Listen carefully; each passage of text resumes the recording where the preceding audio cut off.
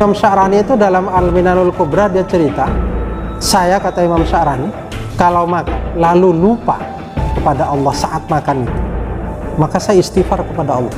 Nah, bagi orang-orang yang dekat kepada Allah itu, lupa kepada Allah itu termasuk maksiat. Lalai terhadap ingat kepada Allah itu termasuk maksiat. Kesenangannya itu adalah ingat kepada Allah.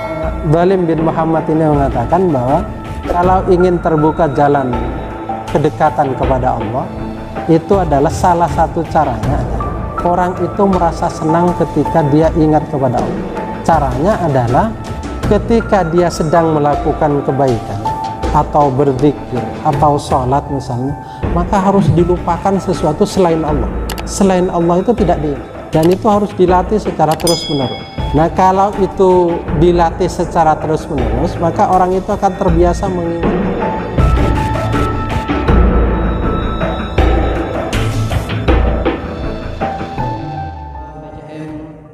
Kota Sunda. Kau juga Ketua Takmir Masjid Darussalam. Kau juga satejah para rabu sesami-sami lingki cimat parjuga. Ngereng Lampung Timin peten kaula sateja muncul kekia poci syakar da Allah Subhanahu wa taala. Amarga peten kaula sateja saraki kaparengan banyak-banyak nikmat dari Allah Subhanahu wa taala. Kong langkong nikmat iman Islam tersehat sehingga peten kaula sateja bisa akin pangkin kenangan Kak Jinto dalam pengajian Islam PJM Kabupaten Sumenep. Para rabu sesami-sami alingki cimat parjuga, salawat sareng salam malan mantar tetap tepa ada kanjeng Nabi Muhammad sallallahu alaihi wasallam minangka kacakepeun beten kaula sateja kang kui odi salamat etunya kong langkong salamat odi akhirat. Beten kaula minangka parenteng lampah nyona eti komalancang peti maca tareka seperti kalampa malum kajinto egi kajinto tareka sekapeng setong pamoka tareka sekapeng dua pamosan ayat-ayat suci Al-Quran tareka sekapeng telo egi kajinto tetebun agama tareka sekapeng empat egi kajinto panotong. Ngereng sami-sami kabiti tareka sekapeng setong kalaban kabitan pamosan basmalah arang sarang. Bismillahirrahmanirrahim. Malam mantar tareka seperti kalampa ibadah malam kadinto kenging ridwan Allah Subhanahu wa taala. Amin ya rabbal alamin. Saterusipun kadinto tareka kaping 2 pamosan ayat-ayat suci Al-Quran seperti emau sareng semuljah Al-Ustaz Sultan dari MKM Sumenep dak salarang semuljah Al-Ustaz Sultan bukto sareng tempat ka aton. Assalamualaikum warahmatullahi wabarakatuh.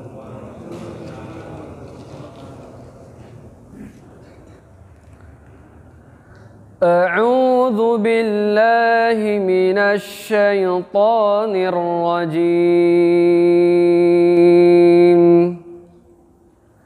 بسم الله الرحمن الرحيم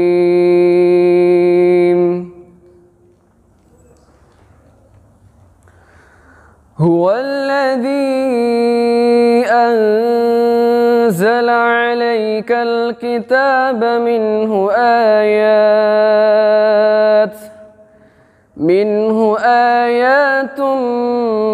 محكمات هن أم الكتاب وأخر متشابهات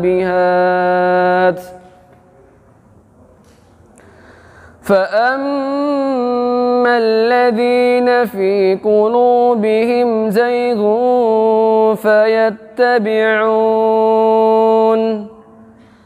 فيتبعون ما تشابه منه ابتغاء الفتنة وابتغاء تأويله وما يعلم تأويله إلا الله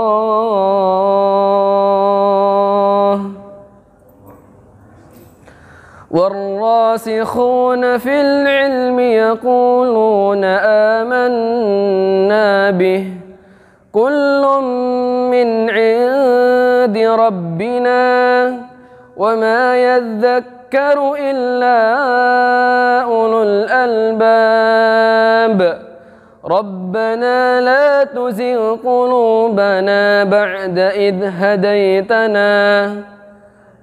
إذ هديتنا وهب لنا من لدنك رحمة إنك أنت الوهاب ربنا إنك جامع الناس ليوم لا ريب فيه إن الله لا يخلف الميعاد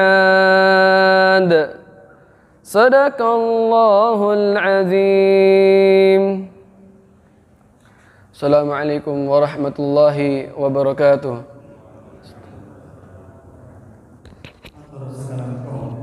Malam antar saya mau sarang saya merongaki keinginan ajaran dari Allah Subhanahu wa taala ya rabbal alamin. Para ragu sami-sami parjuga tareka sikapin Allah bidinto tetebun agama seperti terbagi sarang salera seberja Ustaz Muhammad Hashim Asy'ari MHI dan salera seberja betul kepada aturan Allah. Assalamualaikum warahmatullahi wabarakatuh. Innal hamdalillah nahmaduhu wa nasta'inuhu wa nastaghfiruh wa na'udzu billahi min shururi anfusina wa sayyiati a'malina. May yahdihillahu fala mudilla lahu wa may yudlil fala hadiya lahu. Asyhadu an la ilaha illallah wahdahu la syarika lahu wa asyhadu anna Muhammadan abduhu wa rasuluh. Allahumma shalli ala Muhammad wa alihi wa sahbihi ajma'in. Amma ba'du. Jamaah rahimakumullah, saya ingin membacakan tulisan Ibnu Athaillah dalam kitab Hikam. Dia mengatakan bahwa laula jamilu sitrihi lam yakun amalun ahlan lil qabul. Seandainya tidak ada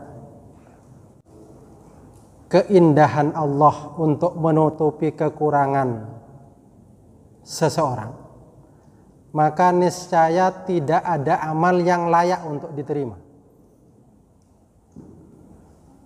Jadi seandainya Allah itu tidak menutupi kekurangan seseorang, maka tidak ada amal yang layak untuk diterima. Jadi ibadah kita, sholat kita, puasa kita, zakat kita, seandainya Allah itu tidak menutupi kekurangan itu, maha baiknya Allah kita ditutupi kekurangan, maka seandainya itu tidak ditutupi, maka tidak ada yang layak untuk diterima.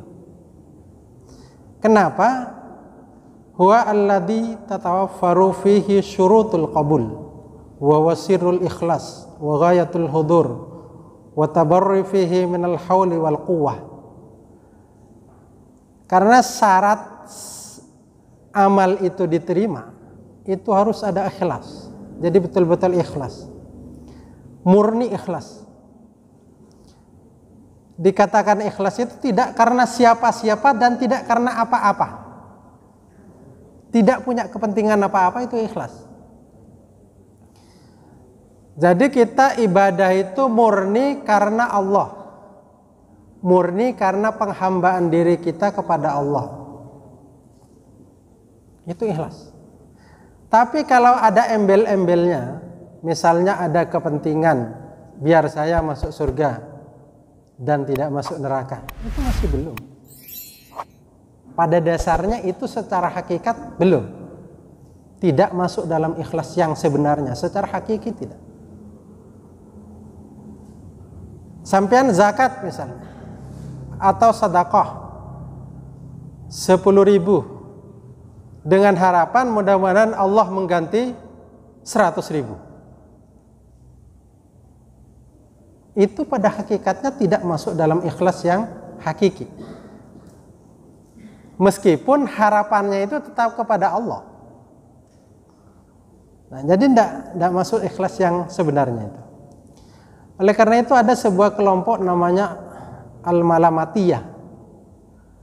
Sebuah kelompok orang-orang tertentu yang itu menghindari amalan-amalan itu dilihat orang. Kira-kira kalau sholat itu ya sholat ya 5 waktu, itu terlihat 5 waktu.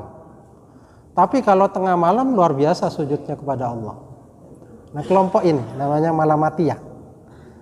Nah, ini ingin menghindari daripada hati itu tidak bersih. Nah, sehingga maka dikatakan oleh Ibnu Athaillah, seandainya bukan karena kemurahannya Allah, kemahabaikannya Allah menutupi kekurangan kita itu, niscaya tidak ada amal yang layak untuk diterima itu. Kadang orang beribadah itu bukan karena betul-betul ikhlas karena Allah, tapi kadang betul-betul karena ingin surga, ingin ketemu bidadari gitu. Nah, itu ya di situ ikhlas juga, tapi bukan ikhlas yang hakiki itu. Jadi tidak termasuk itu. Nah, syarat sebuah amal itu diterima ya ikhlas betul, betul-betul karena Allah.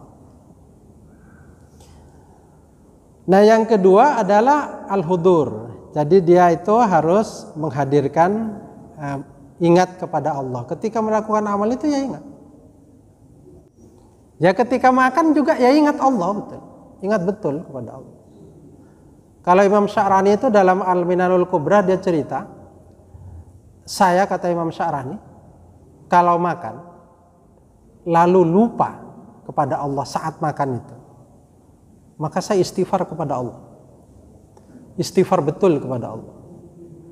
Itu saking dia itu bahwa apapun yang diperintahkan oleh Allah, apapun yang disuruh oleh Allah, nah itu mesti harus diikuti dengan al-hudur, yaitu menghadirkan hati mengingat Allah. Jadi syarat yang kedua ini hudur. Ketika sholat misalnya ya mestinya ya harus ingat kepada Allah. Nah, seandainya lalu Allah buat aturan ketat, siapa yang tidak ingat kepada Allah saat sholat tidak diterima, ya sudah, banyak yang tidak diterima. Kadang orang sholat itu ingat baru ketika mau salam, assalamualaikum, assalamualaikum, baru ingat bahwa dia sholat. Mulai takbir sampai itu belum ingat. Nah, itu syaratnya seperti itu. Yang ketiga yaitu bahwa apa yang dikerjakan itu harus bebas dari merasa bahwa itu adalah kekuatan atau kemampuan dia, kemampuan dan kekuatannya. Jadi kalau kita sholat lalu tidak boleh ada anggapan bahwa itu adalah hasil usaha saya, bahwa saya mampu melakukan sholat berjamaah. Itu tidak boleh. Harus merasa bahwa ini karunia Allah, ini betul-betul karunia Allah. Jadi merasa betul bahwa ini karunia. Jadi dengan begitu dia merasa bahwa dirinya itu tidak siapa-siapa. Tidak siapa-siapa. Yang ada adalah bahwa Allah itulah yang menggerakkan kita sehingga kita mampu untuk melakukan sholat. Mampu untuk bersama-sama misalnya berjamaah ke masjid, itu sebuah karunia Allah. Nah itu semua menjadi persyaratan mesti. Jadi itu persyaratan sebuah amal dikabul. Dan itu semuanya sulit. Dan semuanya sulit. Ikhlas itu sulit. Sehingga dalam Al-Minanul Kubra sampai dikatakan bahwa sulit orang ikhlas 100% itu, yang hakiki itu, ikhlas itu sulit. Tetapi jamaah begini, sekali-kali itu beribadah betul-betul ikhlas kepada Allah. Sekali-kali saja. Sekali-kali. Kalau misalnya tidak bisa berkali, sekali-kali. Ibadah betul, salat itu betul kepada Allah, lalu tidak mengharapkan apa-apa, kecuali hanya penghambaan kepada Allah. Tidak mengharapkan surga, tidak juga karena takut dimasukkan neraka. Tapi semata-mata betul-betul penghambaan diri kepada Allah. Nah sekali-kali kita mesti harus melakukan ibadah yang betul-betul ikhlas. Betul-betul ikhlas. Tidak karena apa-apa dan tidak karena siapa-siapa. Tetapi karena memang itu diperintah oleh Allah. Sudah cukup itu diperintah oleh Allah. Nah disinilah lalu makanya orang itu menjadi beribadah itu menjadi enak. Jadi meskipun tidak khusyuk ya tetap ke masjid. Meskipun tidak khusyuk ya tetap ibadah kepada Allah. Anak-anak meskipun kadang bergurau, tapi paling tidak dia sudah sujud kepada Allah. Kalau ada yang terganggu berarti yang salah itu yang terganggu. Mestinya yang terganggu yang salah. Yang salah itu yang terganggu bukan yang. Jadi kalau ulama-ulama soleh itu kalau ada orang mengganggu salat itu yang disalahkan yang terganggu. Pernah ada seorang yang soleh salat. Lalu yang orang soleh lewat di depan orang salat. Setelah habis sholat, orang yang sholat ini maki-maki orang yang sholat. Enak saja, sholat kok lewat di depan itu, mengganggu. Yang orang sholat itu bilang, kamu itu tidak betul. Kok ada orang sholat yang diingat orang yang lewat, gitu. Bukan yang diingat Allah. Gitu. Mestinya yang diingat Allah. Masa yang diingat-ingat mulai dari awal sampai akhir orang yang lewat, sehingga yang mau dimarahi yang lewat tadi. Nah itu artinya mestinya tidak terganggu dengan itu. Mestinya tidak terganggu dengan itu. Jadi paling tidak kita itu adalah berusaha untuk bagaimana pertama ikhlas itu, hudur itu ada, perasaan bahwa kita itu ingat kepada Allah itu, dan kita bukan siapa-siapa. Yang ketiga itu bahwa kita itu kekuatan itu karunia Allah. Apapun, sehingga kita itu tidak merasa punya kelebihan dari orang lain. Kita tidak menjadi orang yang lebih terhormat dari orang lain. Tidak merasa itu adalah usahanya sendiri. Semuanya itu adalah karunia dan fadal dari Allah. Jadi kalau dalam kitab Ghaisul Mawahib dikatakan wahina idin yakunu i'timadul murid fi wusulihi ala fadlillahi wa karamihi la ala ijtihadihi. Jadi pada kondisi seperti ini maka seseorang itu harus merasa bahwa apapun yang terjadi pada dia itu semata-mata adalah karunia Allah dan kemurahan Allah, tidak karena hasil ijtihadnya, kesungguhannya, bukan karena hasil dirinya, sehingga diri seseorang itu tidak ada siapa-siapa. Selanjutnya dikatakan alladzi manna biwujudil a'mal yamunnu biwujudil qabul. Allah itu mengkaruniakan seseorang itu bisa beramal, melakukan kebaikan-kebaikan. Juga Allah mengkaruniakan kepada seseorang itu untuk bisa diterima amalnya. Jadi orang dikaruniakan oleh Allah bisa melakukan kebaikan-kebaikan, tetapi juga Allah mengkaruniakan seseorang untuk bisa untuk diterima oleh Allah. Jadi orang itu kalau sudah ibadah ya sudah. Jangan lalu tertekan apa ibadah saya diterima atau enggak. Paling tidak dia sudah berusaha yang terbaik, melakukan yang terbaik, apa yang memang diperintahkan oleh Allah dikerjakan, semuanya setelah itu pasrahkan kepada Allah. Karena yang tahu layak diterima tidak diterima itu adalah Allah. Tetapi tetap kita mengharapkan adalah kemurahan Allah. Jadi kita bisa hidup ini semua adalah atas karunia dan kemurahannya Allah. Jadi seandainya lalu Allah membuka sebuah penutup tentang diri kita, maka perkaranya itu lain. Semua aib-aib kita dibuka sama oleh Allah. Jadi Allah tidak menutupi, maka akan nampak kekurangan-kekurangan itu. Maka tidak akan ada layak seseorang dipuji, karena memang kekurangan-kekurangan itu. Jadi makanya lalu kemahaindahannya Allah itu adalah menutupi kekurangan hamba-hambanya, menutupi kekurangan hamba-hamba, menutupi kekurangan makhluk-makhluknya Allah. Nah, ada seorang yang bernama Abdullah bin Muhammad. Namanya aslinya Abdullah bin Muhammad. Lalu setelah dia menjadi orang soleh dirubah namanya Dhalimun bin Muhammad. Dhalim bin Muhammad. Kenapa dia mengatakan begitu? Dia mengatakan begini. Qala Dhalimun bin Muhammad, ma'abattu haqqa ibadatin fa'akunu dhaliman. Saya itu tidak sanggup menyembah Allah dengan sebenar-benarnya menyembah. Dengan sebenar-benarnya menyembah.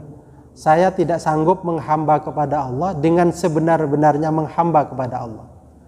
Maka sebenarnya saya adalah termasuk orang-orang yang zalim. Karena kita itu adalah pantasnya seorang hamba.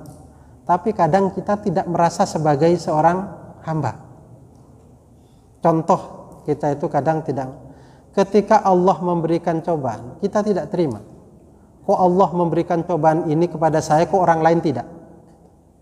Artinya dia akan tidak merasa bahwa dirinya seorang hamba.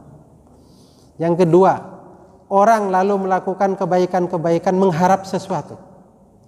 Saya kalau melakukan kebaikan ini kompensasinya dari Allah apa? Saya kalau melakukan sholat subuh misalnya berjamaah di masjid sama dengan pahalanya orang sholat malam. Ini kan menuntut kompensasi-kompensasi seperti itu kan bukan perilaku seorang hamba. Nah artinya Dhalim bin Muhammad ini mengatakan bahwa saking dia merasanya bahwa betul-betul seorang hamba, dia tidak sanggup menghambakan diri, menyembah kepada Allah itu dengan sebenar-benarnya menyembah.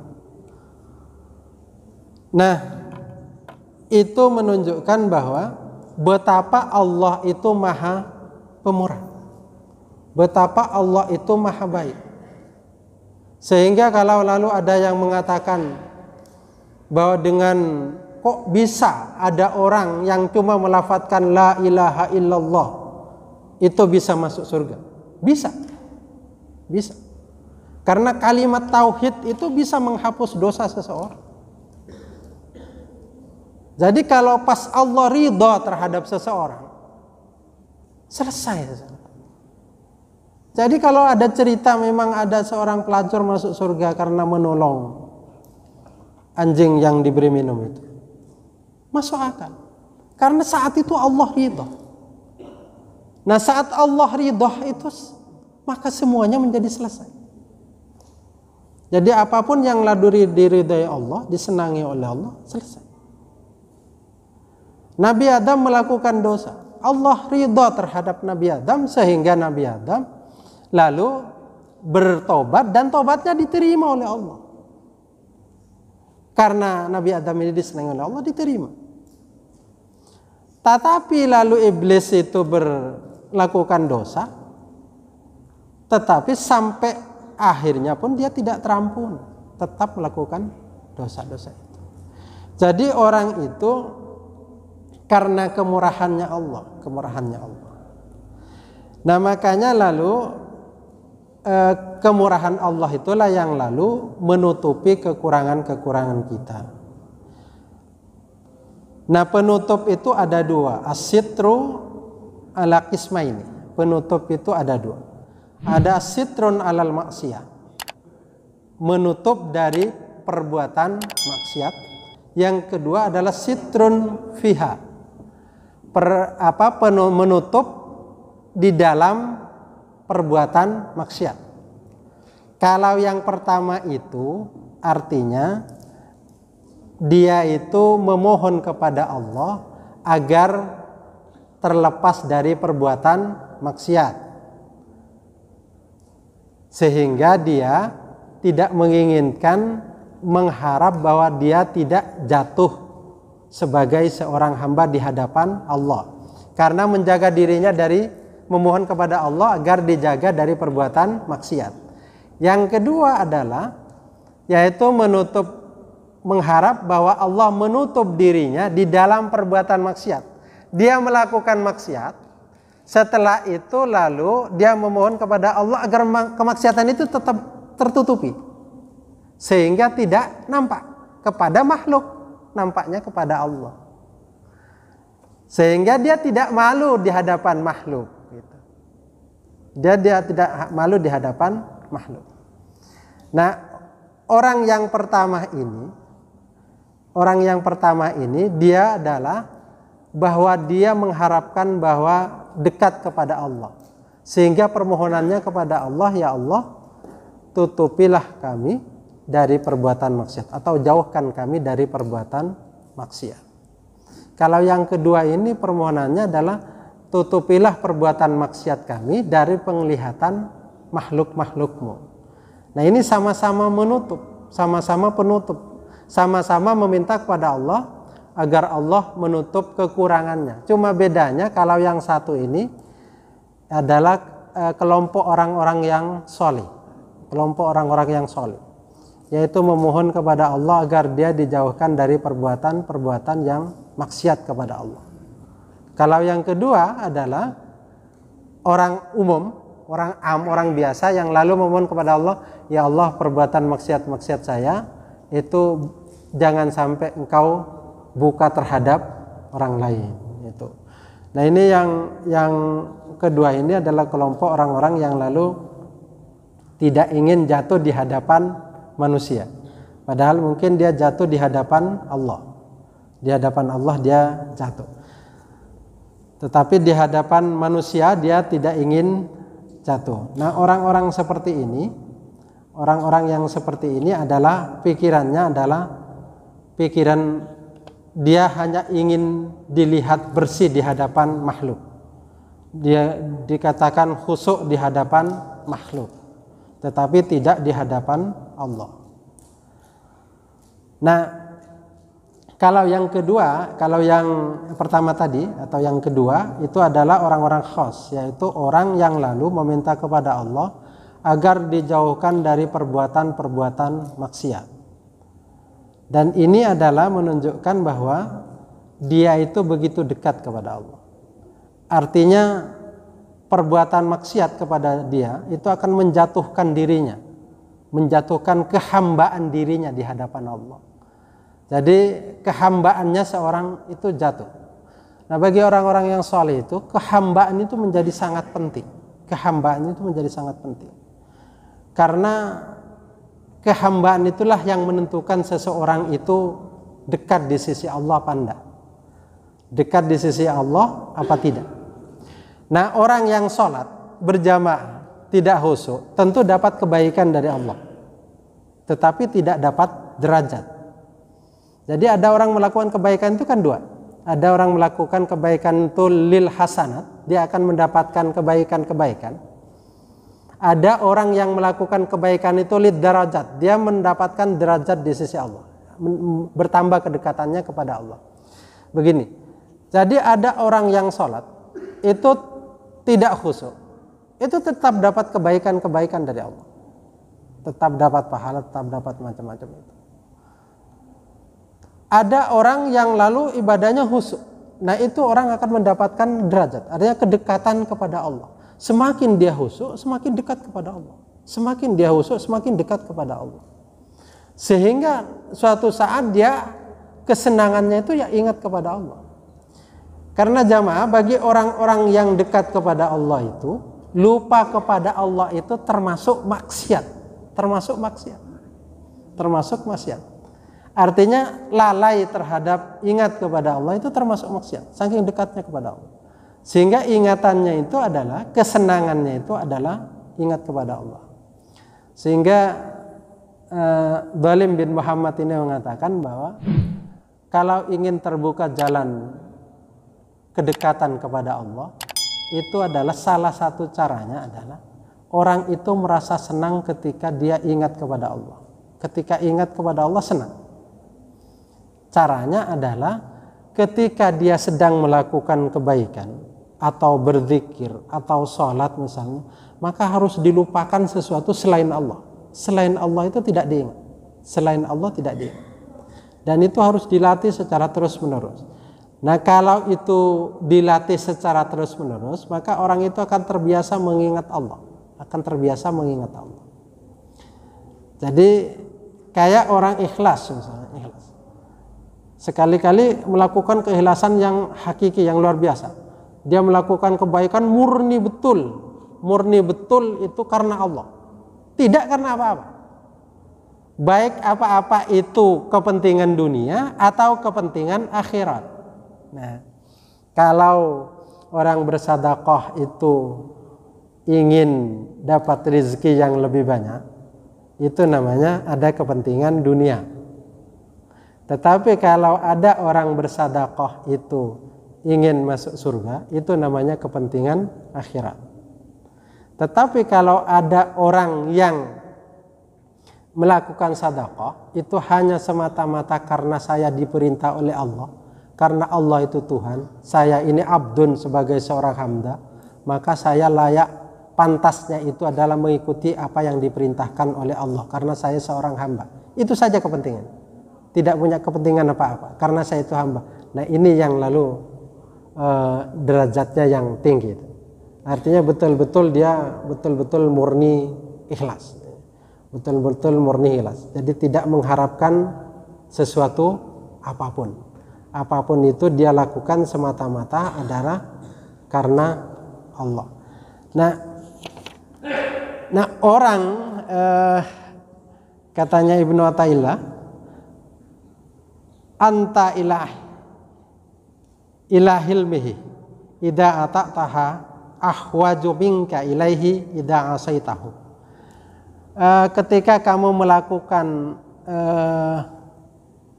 ketaatan-ketaatan, kebaikan-kebaikan, itu sebenarnya jauh lebih membutuhkan karunia Allah daripada orang yang melakukan kemaksiatan-kemaksiatan. Artinya begini, orang yang melakukan ketaatan itu kan kadang merasa bahwa dirinya itu mulia, kadang merasa dirinya itu lebih tinggi daripada orang lain, kadang merasa dirinya itu lebih layak masuk surga daripada orang lain, kadang merasa dirinya itu lebih terhormat daripada orang lain. Itu penyakitnya orang yang taat, penyakitnya orang taat. Nah, itu makanya dia lebih butuh karunia Allah lebih besar daripada orang yang maksiat. Kalau orang maksiat itu begitu dia bertobat, artinya membutuhkan tobat saja kepada Allah. Karena dia sudah merasa terhina, sudah merasa hina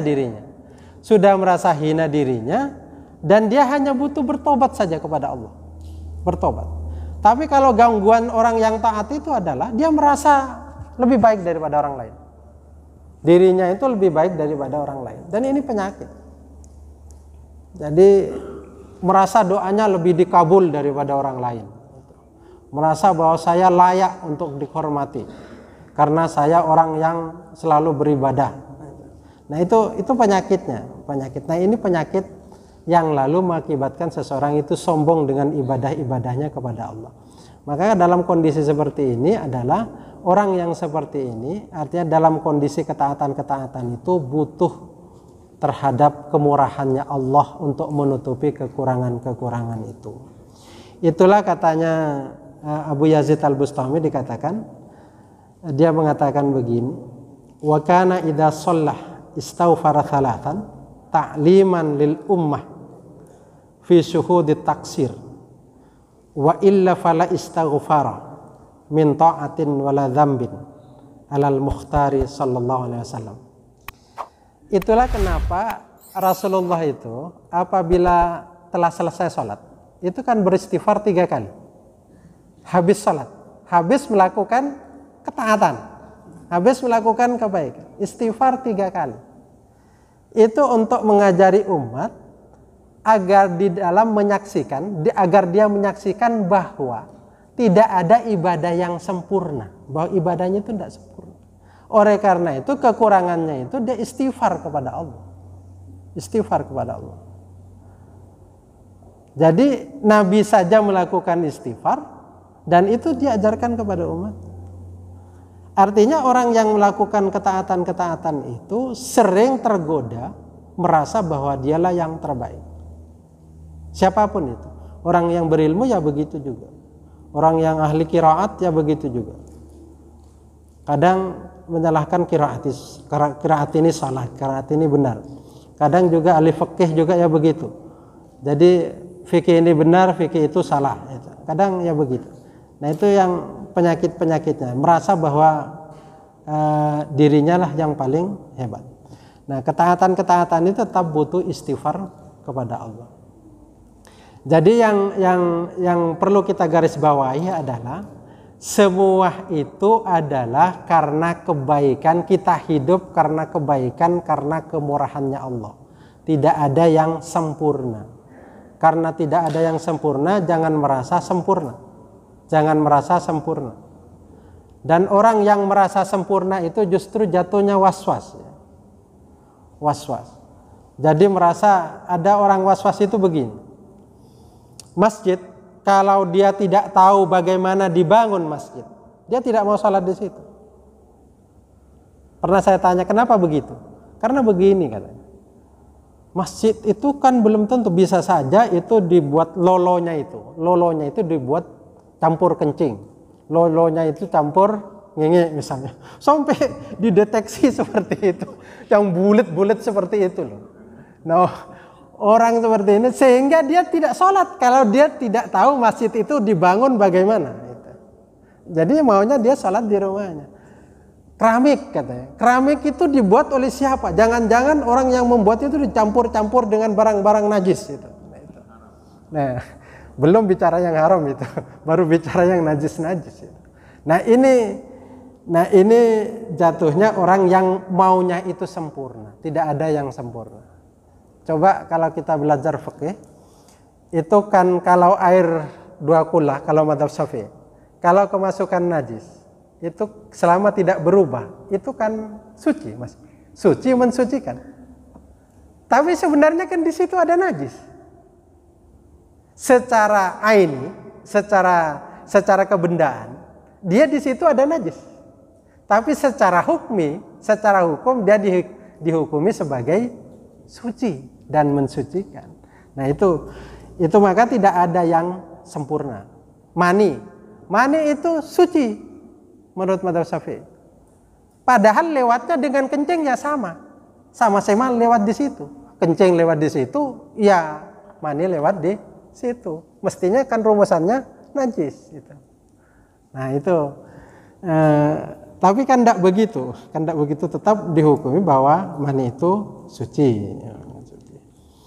Nah ini jadi intinya bahwa semua adalah karunia Allah, dan itu kita ingat betul bahwa kita tidak siapa-siapa dan bukan siapa-siapa dan tidak ada apa-apanya di hadapan Allah, dan tidak layak kita lalu mengaku-ngaku punya kelebihan ini dan itu. Barangkali ini ada yang ingin disampaikan ya. Terkait masalah riya. Orang yang melakukan perbuatan kebaikan atau ibadah dengan sembunyi. Karena takut dibilang ria, dibilang akhirnya sembunyi ya. Ya. Nah, sembunyinya itu karena takut kepada dibilang ria itu apa tidak termasuk ria juga? Ya. Karena bukan karena Allah akhirnya sembunyi. Karena takut dibilang ria. Ya, jadi begini, dia itu orang melakukan kebaikan misalnya. Dia menghindar melakukan kebaikan di situ karena takut dibilang ria. Kalau lalu melakukan kebaikan, tidak jadi melakukan kebaikan karena takut karena ria, nah itu sama dengan orang yang melakukan kebaikan karena ria. Sama-sama jeleknya, sama-sama jeleknya. Satunya tidak melakukan kebaikan takut ria, satunya melakukan kebaikan karena ria. Sama-sama jeleknya, sama-sama jeleknya. Nah, tetapi kalau begini, dia melakukan kebaikan itu, khawatir dia ria, khawatir hatinya terganggu. Kalau terganggu itu hubungannya dengan Allah, kemesraannya dengan Allah itu merasa terganggu. Nah, kelasnya kan lain ini ya. Jadi kalau lalu orang itu melakukan kebaikan di depan banyak orang, itu lalu bisa hatinya, kemesraan hatinya dengan Allah itu terganggu, maka dia tentu akan mencari jalan lain biar tidak terganggu. Sehingga dia merasa bahwa saya melakukan kebaikan, dia betul-betul hanya ingin dilihat oleh Allah. Hanya betul-betul ingin dilihat oleh Allah.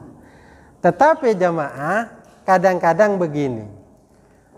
Orang kayak sedekah. Sedekah itu ada yang sembunyi-sembunyi, ada yang harus dinampakkan memang. Harus dinampakkan untuk menjadi uswah hasanah, untuk menjadi contoh kebaikan. Tapi kadang juga harus disembunyikan, jangan terus dinampakkan begitu. Dinampakkan itu perlu.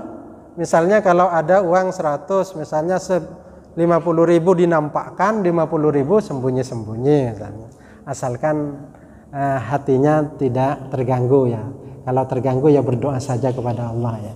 Yang jelas masih diterima oleh Allah. Kalau lalu ikuti hikamnya Ibnu Athaillah, berarti masih orang yang ria itu masih bisa berharap. Memberikan uang 500 juta sama Masjid Darussalam dengan ria itu lebih baik daripada tidak memberi karena takut ria. Ya, baik. Barangkali itu mudah-mudahan berguna. Ihdinas siratal mustaqim. Assalamualaikum warahmatullahi wabarakatuh.